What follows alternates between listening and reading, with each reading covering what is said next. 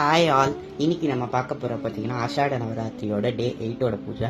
இன்னைக்கு பூஜையில் பார்த்தீங்கன்னா நம்ம பெரிய வராகி அம்பாளுக்கு மல்லிப்பூவும் இந்த கோழி கொண்டைன்ற பூ தான் வச்சுருக்கேன்.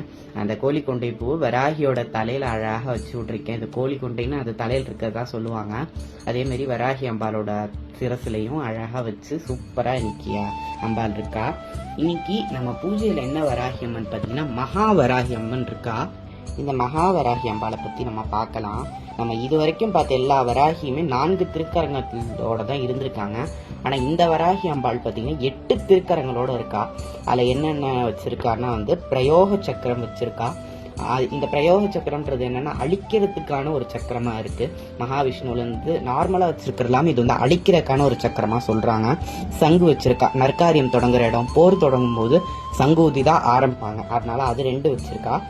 அடுத்த கையில் பார்த்தீங்கன்னா உலக்கையும் ஏற்கலப்பையும் இருக்குது.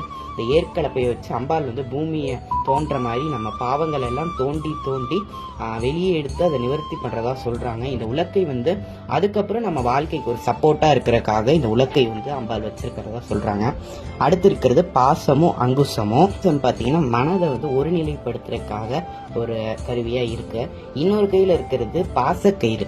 இந்த பூமியில் இருக்க பந்தங்கள் எல்லாம் நம்ம மேலே வச்சிருக்கிற பாசத்தை நிவர்த்தி பண்றதுக்காக வராகி அம்பாள் பாசக்கயிறு வச்சிருக்கா.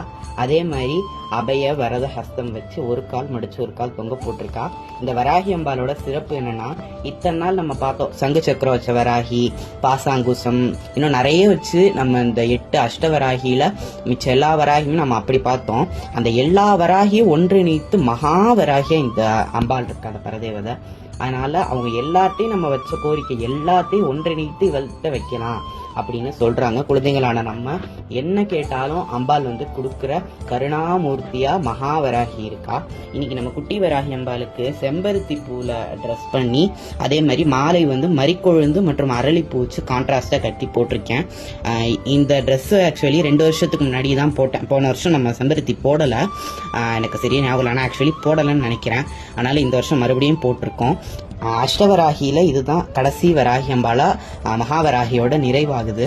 அடுத்த 2 நாளைக்கு நம்ம எப்படி பூஜை பண்ண போறோம்ன்றது வராகி அம்பாளுக்கு தான் தெரியும். ஓகே, நம்ம நாளைக்கு ஆஷாட நவராத்திரியோட 9th டே பூஜையில பார்க்கலாம். ஓகே, பாய்.